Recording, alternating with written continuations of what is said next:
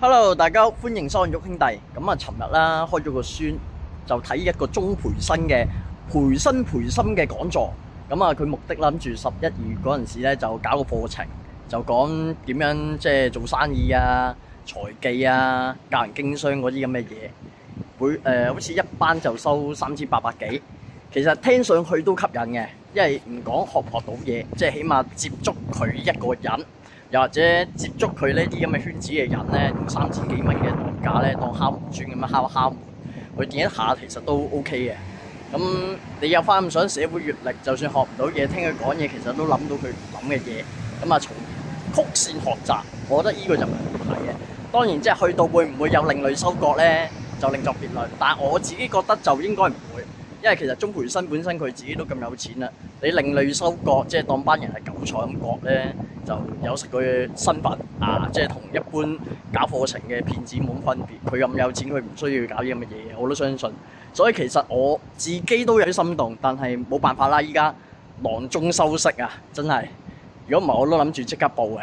咁啊，希望睇過我呢條片嘅人啦，咁啊心動啦，想即係上佢嗰個 course 啦，咁就報咗名啦，學咗啦，可以同我分享翻，因為我都想知道佢教啲咩嘅。但係咧，我想同大家講啊，都分享下啦。咁啊，尋日喺宣道聽阿鍾培生，即係佢講經啦。咁啊，一嚟咧先聲奪人，就話自己啊，我啊12、13歲嗰陣時啊打機啊都賺咗20幾萬啦。嗰陣時喺大陸啊嘅網吧，咁啊請2條友。每個人咧就玩12小時，咁啊24小時咧不斷咧喺個 online game 度咧幫我打遊戲幣，跟住咧1個鐘大概可以咧打到100萬嘅遊戲幣，放出去咧就100蚊，咁啊打足成日24個鐘，一日都賺佢2000幾啦，我幾個月就已經賺咗25萬翻嚟啊！咁啊，其實都感受到佢嗰種咧膨脹啊、囂張啊、優越感啊，就係想人認同。不過其實我覺得佢咁做都啱嘅，即係哪怕點樣都好啊，起碼佢做到出嚟。咁真係其他人咧冇做唔到嘅話，齋鳩噏嘅話咧，咁就唔得啊！咁啊，你可以話佢囂又好，乜都好，咁我都認同嘅，因為調轉個身份啦，我係佢都會咁做。跟住佢就繼續吹啦，就話我18歲嗰陣時咧，我阿爸阿媽咧生日禮物就俾咗18萬我啦，咁啊計埋我之前賺嘅錢90萬，咁啊生日梗係去慶祝㗎啦，去澳門，咁啊賭下錢咁樣玩下好 happy 好正常啫。跟住點知一嚟輸到揼一聲，輸咗20幾個幾廿個啦。但係賭下啦，跟住有個高人咧就教佢唔係咁賭嘅，跟住佢將嗰個咧賭錢嘅使用權咧就判咗俾個高人，咁啊睇下佢可唔可以翻盤。咁如果翻到盤嘅話，就即刻送部 iPhone 3俾佢。不過老實講啊，佢幫你翻到盤，你送部 iPhone 3俾佢，好似個誠意少一啲咯。不過題外話，咁點都好啦，佢就講到嗰條友幫佢倒贏不特止，翻咗盤不特止，仲倒贏10皮。咁整數咧就有100萬喺手啦，因為佢帶咗90萬去啊嘛。咁一開始輸到俾叻啫，跟住翻咗盤不特止，再贏咗10皮。咁齊頭100萬，跟住第2日即刻咧去開個期指戶口，跟住冇幾耐啦，又俾佢戳中一個運，咁喺期指市場入面啦，就大賺3球嘢300萬。第2日就即刻買架超跑走去溝女，再冇幾耐，25歲之前咧就已經咧有幾個億身家啦。係咁吹，跟住佢當中佢有講過一啲類似生意經又或者少少財務嘅常識，但係真係好 basic 咯。就話咧，其實咧佢可以話，我可以教你唔使錢去買一層樓翻嚟。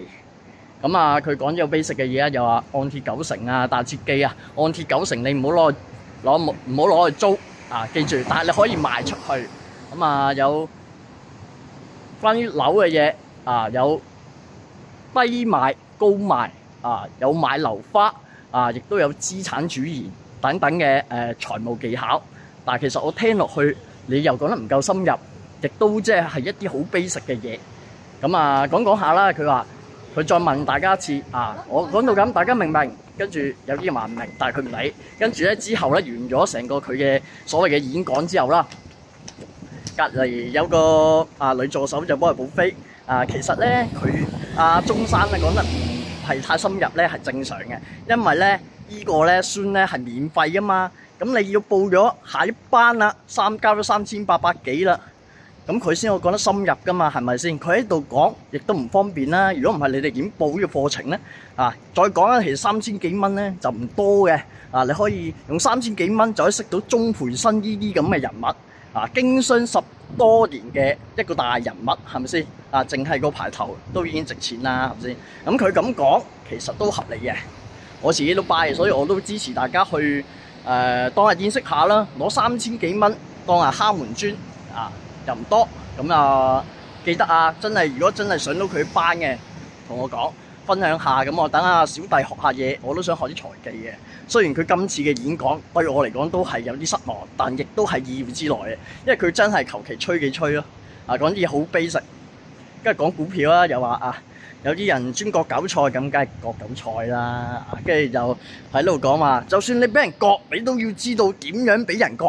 有啲人就好似咧，即係以前嗰啲媚女咁有啲微信或者 WhatsApp 嘅陌生人嬲你俾 number 你買股票你入去，如果你投資少少咧，你可以食佢粒糖嘅，但係如果你咧抌幾球嘢中意大額咁樣去買入咧，咁佢就會割你啦。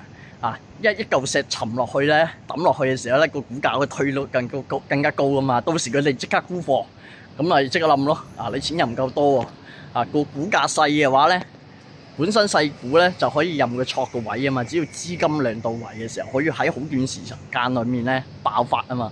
咁佢錯到咁高啦，而你喺中間嗰陣時買入啦，咁你咧呢啲咧，你又唔即刻放咧，或者你放唔切咧，咁你就一定係咩噶啦好似細個嗰啲玩個鱷魚機嗰啲遊戲咁你篤咧你以為篤一下冇事第二下咧即刻夾死你咁佢哋即沽你反應唔到即刻咁跌穿嗰個價，咁你仲諗走唔走？呢啲冇你一定要斷捨離喺中伏，你一定要贏跟住咧跌到最低點咧冇你都係割肉走啦。呢個時候佢先至再慢慢咁樣買翻啲低價股然之後再操作一次即係成個孫啦，都係講呢啲咁 basic 嘅嘢。其實有少少社會閱歷嘅人咧，都會明白咧呢一套咁嘅股票市場嘅資本操作嘅。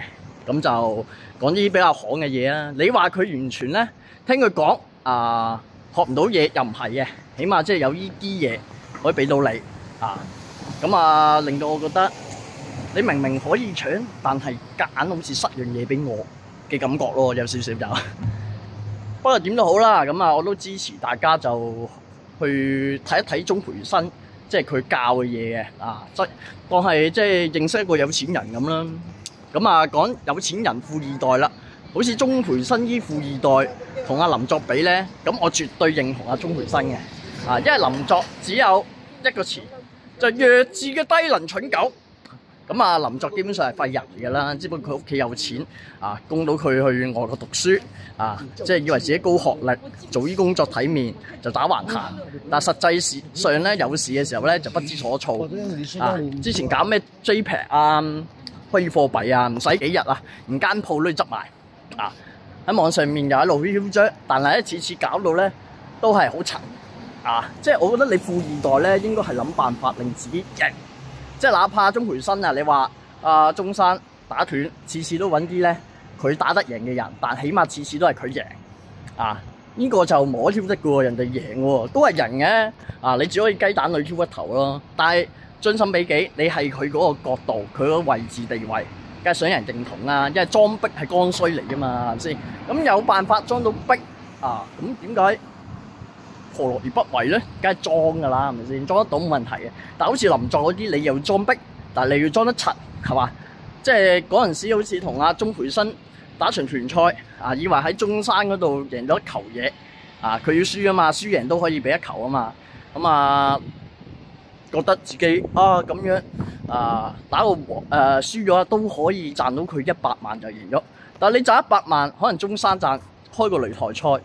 吸引咗大量嘅觀眾同埋即係其他唔知咩贊助各樣嘢貼約各樣嘢嘅收入計埋可能賺咗千幾萬嘅，咁你先得100萬，即係你幫佢打工，你仲要輸，你仲要柒，但係你唔係冇錢喎，你富二代嚟嘅喎林作，咁計落你好似有啲弱智㗎，係嘛？我唔知啊，即係我自己咁諗咧，夠唔夠客觀就冇所謂啊。反正佢喺我心入面都只不過係一個蠢人。不過講還講，但係啲女咧就好乸奇怪嘅，即係咧只要林作咧啲言論咧出眾啲咧，就以為佢係一個出色嘅人，覺得佢聰明。係啊，即係我身邊有啲女性朋友啊，就話我都唔介意林作做我男朋友啊。